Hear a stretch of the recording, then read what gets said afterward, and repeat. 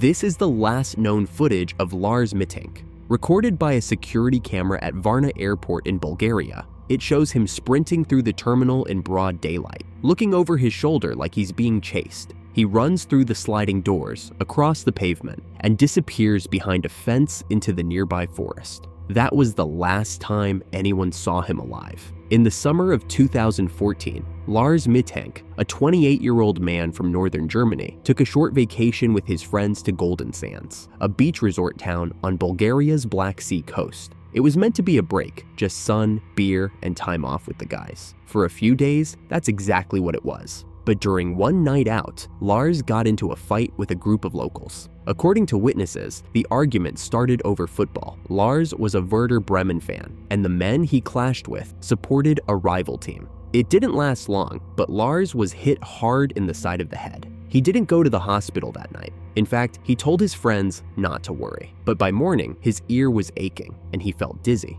Something wasn't right. He visited a nearby clinic where a doctor diagnosed him with a ruptured eardrum and prescribed antibiotics. Because of the pressure changes in flights, the doctor told Lars he shouldn't fly until it healed. His friends were scheduled to fly home the next day. They offered to stay behind, but Lars told them to go ahead. He'd rest for a few days and take a later flight. He checked into a cheap hotel near the airport. That's where things got strange. After checking in, Lars called his mother and told her something was wrong. He said he didn't feel safe. He was whispering, as if someone could hear him. He told her to cancel his credit cards and mentioned something about being followed. At one point, he even said, "I don't know if I should take this medicine." Something had clearly shifted. His messages became more paranoid by the hour. Later that evening, surveillance footage from the hotel shows Lars pacing the hallways in the middle of the night. He looked nervous. He left the building at one point without any shoes, then came back and stayed in the lobby until morning. No one knows what happened during those hours, but whatever it was, Lars no longer wanted to be there. The next day, on July 8th, he took a taxi to Varna Airport. The plan, it seemed, was to fly back home to Germany despite his ear injury. Airport security footage shows him walking in with a small black bag. For a few minutes, everything looks normal. But then he visits the airport medical office, and that's when something changes. According to the doctor, Lars was agitated. He told the staff that people were trying to kill him. He was sweating, paranoid, and constantly looking at the door. Then, while still in the medical office, a construction worker walked in for an unrelated appointment. The moment Lars saw him, he panicked. Without saying a word, he jumped up and ran. He left behind everything: his bag, passport, wallet, and phone, and sprinted out of the terminal. The CCTV footage shows him running across the airport entrance and climbing a fence into a nearby field that borders a dense wooded area. That was the last confirmed sighting of Lars Mittank. Police launched a massive search: dogs, helicopters, local volunteers. They combed through the area for days. Nothing was found. No body, no clothes, no phone, no signs of struggle. He was gone. Since then, theories have spread across the internet. Some say Lars had a psychotic episode triggered by a head injury or the antibiotics he was prescribed. Others believe he may have stumbled into something dangerous, something that made him truly fear for his life. There's even speculation that he was targeted for reasons that have never been uncovered. But the truth is, nobody knows. His mother, Sandra Mittank, has never stopped searching. She's done interviews, posted appeals online, and worked with private investigators. Every so often, there are reported sightings, none confirmed. What she's left with is a single frame of video, her son running for his life, then disappearing into the trees. It's been more than a decade since Lars vanished, and his case remains one of the most haunting missing person mysteries in modern history. Not because of what we know, but because of what we saw, and because after that footage, everything goes dark. There's a CCTV camera mounted above a loading bay in the middle of a deserted alley. At 3:25 in the morning, it records a young man walking in. He's wearing light jeans and a pink polo. He doesn't look scared. He doesn't seem lost. He just walks in. And then he's gone. He never comes out the other side. That was the last confirmed sighting of Corrie McKeague. Corrie was 23 years old. He served in the Royal Air Force and was stationed at RAF Honington in Suffolk. He was known for being loud, funny, and the kind of guy who made friends instantly. On the night of September 23, 2016, Corrie drove into the nearby town of Bury St. Edmunds to meet some friends for a night out. It was a typical Friday. He parked his car in a designated spot and left his phone inside. That wasn't unusual. Corrie often didn't take his phone on nights out because he didn't want to lose it. He also wasn't the type to keep in constant contact. He just wanted to enjoy the night. By around 1:15 a.m., CCTV footage showed him at a takeaway shop. He was clearly drunk, but not staggering. He smiled, chatted with people, ordered some food. After that, he wandered around the town center for a while. More cameras picked him up in different locations, sometimes walking in circles, sometimes just standing still.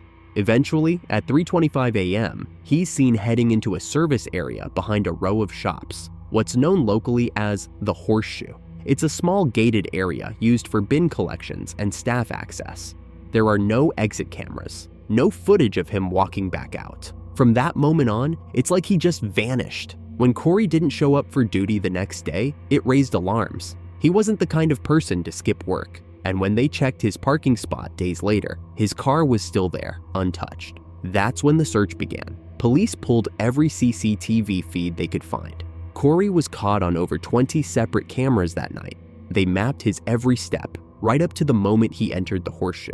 But that was it. The footage ends. No one could explain how someone could disappear from such a confined space with no other way out. As the investigation grew, so did the theories. Some believed he had climbed into a bin and been taken away in a waste collection truck. Others believed he had left the area on foot undetected. There were even theories about abduction, foul play, or that Corrie might have run away intentionally. None of it could be proven. None of it ever led to him.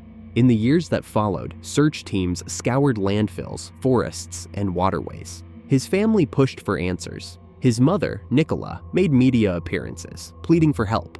But the trail went cold, and every explanation came with its own set of problems. If he had climbed into a bin, why wasn't he seen doing it on camera? If he walked away, why didn't any of the dozens of cameras pick him up again? In 2022, 6 years after he disappeared, a coroner officially declared that Corrie likely died after climbing into a commercial bin that was emptied into a refuse truck. The inquest ruled it an accident, but even then, no remains were ever found. To this day, that single piece of footage is the only solid clue anyone has. One camera, one alley, one man walking in, and never walking back out. Corrie McKeague didn't disappear in the wilderness. He vanished in the middle of a town, surrounded by cameras, in a place he'd walked dozens of times before, and no one can say for certain how or why.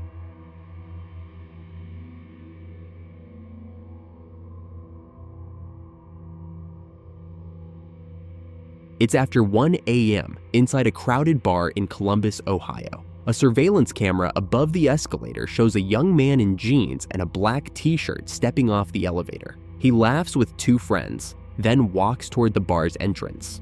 About an hour later, the camera captures him again, this time alone, stepping just outside the bar for a moment, and then walking back in. He's never seen on camera again. That was the last known footage of Brian Shaffer. Brian was 27 years old. He was in his second year of medical school at Ohio State University. Everyone who knew him described him the same way, laid back, smart, and always cracking jokes. His plan was to become a doctor, maybe travel, maybe work in music. He'd recently lost his mother to cancer just a few weeks earlier, and that Friday night, March 31st, 2006, was supposed to be a break from all of it. Just a night out to blow off steam. He started the evening with his friend Clint. They went bar hopping on campus, taking shots and catching up. Later in the night, they ended up at a place called the Ugly Tuna Saloona, a bar on the second floor of a small shopping complex just off campus. Security cameras were installed at the main entrance. Anyone who came in or out would have to pass by them. At 1:15 a.m., the footage shows Brian, Clint, and another friend riding the escalator up to the bar. They disappear inside. At some point later, Brian calls his girlfriend, Alexis, who is out of town visiting family. He leaves her a message saying he can't wait to see her after the weekend. Everything sounds normal.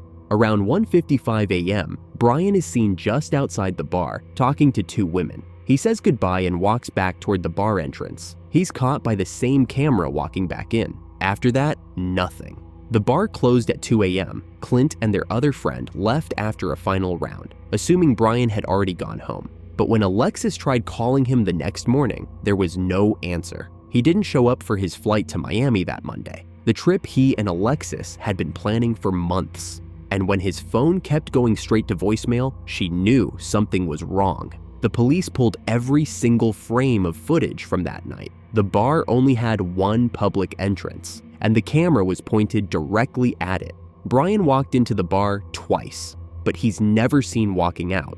Investigators searched every exit: emergency doors, back stairwells, service corridors. They reviewed footage from nearby businesses, traffic cameras, street intersections. Nothing. If Brian had left through any normal exit, the cameras should have caught it. So what happened? The first theory was that Brian slipped out unnoticed, possibly through a staff-only door in the back. But even those areas had motion-triggered security cameras. They checked dumpsters, rooftops, alleyways. No sign of him. Another theory was that he suffered a medical episode or fell somewhere inside the building. But extensive searches, including dogs, turned up no trace. Then came the darker theories. Some people believed foul play was involved, that maybe Brian got into an altercation inside the bar and something happened that was covered up. But there was no evidence, no reports of a fight, no witnesses. Others believed he walked away on purpose, that maybe he needed to escape everything, the stress of med school, his mother's death, and just vanish to start a new life. But he left behind his wallet, his car, his passport, and his relationship. For years, his family posted flyers. They followed every tip, no matter how far-fetched. His dad, Randy, never stopped looking. But in a tragic twist, Randy was killed by a falling tree during a storm in 2008, without ever learning what happened to his son.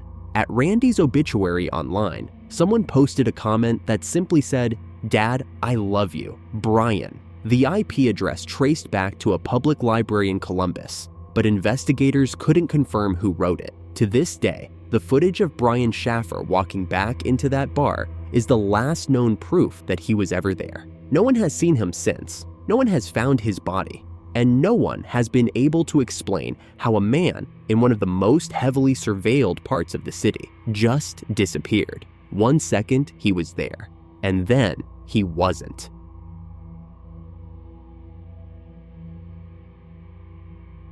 In the middle of a rainy December night, a young man walks alone through the streets of Dublin. It's just after 4 a.m., and a security camera outside a bank captures him cutting through a side entrance. He's wearing a dark jacket and holding an umbrella. He disappears inside for a few minutes. When he comes out, another camera down the road picks up a man following behind him. That second man has never been identified, and Trevor Deely was never seen again. It was December 8th, 2000. Trevor was 22 years old, working in IT at a bank in Dublin's city center. That night, his company was holding its Christmas party. Trevor went with friends, had a few drinks, nothing excessive. After the party wrapped up, he headed to a nightclub nearby. Around 3:30 a.m., he decided to walk back to his apartment in the Rainford Court area, a route that would take him through the city in the middle of the night during a storm. On the way home, he stopped by his office to grab an umbrella and check in on a few work systems. Cameras outside the bank show him arriving at 3:35 a.m.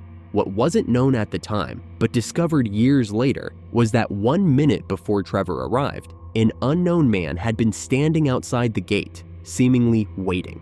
That man spoke with Trevor briefly before Trevor went inside. It's unclear what they said.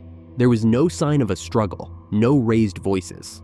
But what's eerie is that the same man was later spotted on another camera following behind Trevor as he walked away from the building, heading home. That was at 4:14 a.m. After that, Trevor disappears.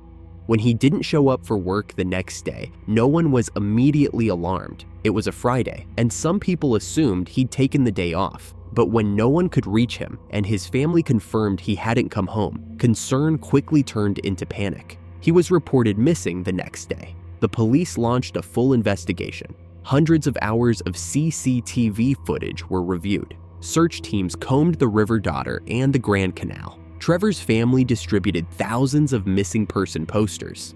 but nothing turned up. No trace of him. No sign of where he went after 4:14 a.m. For years, the footage of Trevor walking through the rain with his umbrella was all they had. The city was quieter back then. Fewer surveillance cameras, no smartphones, no social media check-ins. One moment he's there, walking calmly, alone, and the next, he's gone.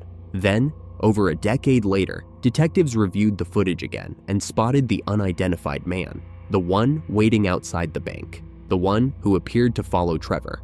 Investigators released the images to the public, asking for help identifying him, but no one came forward. To this day, no one knows who he is. There were tips, unconfirmed sightings, stories of an argument, of possible foul play, but no hard evidence ever emerged.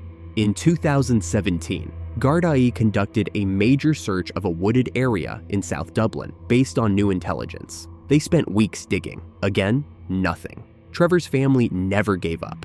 His parents appeared in countless interviews, always saying the same thing. They just wanted answers, closure, even if the truth was hard to hear. What makes Trevor Deely's case so haunting is how normal it all seemed. A young man walking home from a Christmas party, not in a dangerous part of town, not doing anything reckless, and yet he vanished completely. The footage doesn't show a chase. It doesn't show violence. It shows a quiet walk, a brief conversation, and a figure in the distance, trailing behind him into the dark. And that's where the story ends.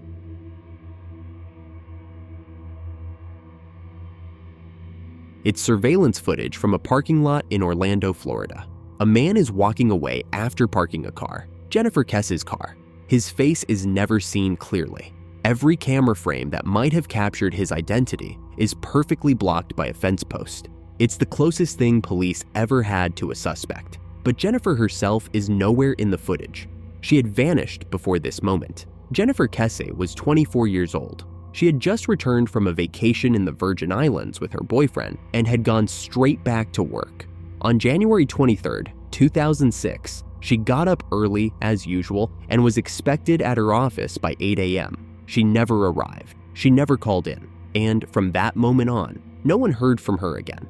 Jennifer was responsible and punctual. When she didn't show up for work, her employer immediately knew something was wrong. Her parents, Joyce and Drew Kesse, drove 2 hours straight to her condo. Her car wasn't there. Her phone was going straight to voicemail. But inside the apartment, everything was normal.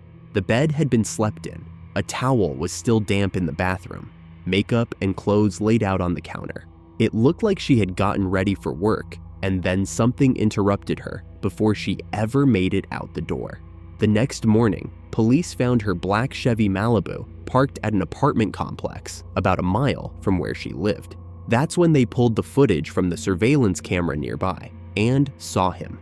A man walking calmly away from her parked car in broad daylight. No signs of panic, no running, no rush. Just a casual walk-off screen. But every few frames, just as he passed in front of the camera, a gate post aligned perfectly with his head, blocking his face every single time. It was like the camera had been set up to miss him on purpose. To this day, no one knows who he is. Jennifer had been living alone in a newly developed condo complex at the time, still partly under construction. Her family later revealed that she had been uncomfortable with some of the construction workers on the site. She had told people that men would stare at her, whistle, or make her feel unsafe as she walked from her car to her unit. The week before she vanished, she had even said, "They make me feel like I'm being watched." But police couldn't tie anyone to her disappearance. Canvassing the construction workers was difficult. Many were undocumented and had no formal records. And by the time police started interviewing them, many had already left the area.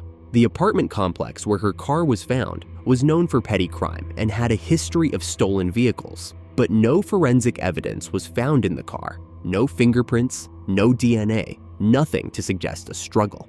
The investigation went cold. Jennifer's family didn't stop.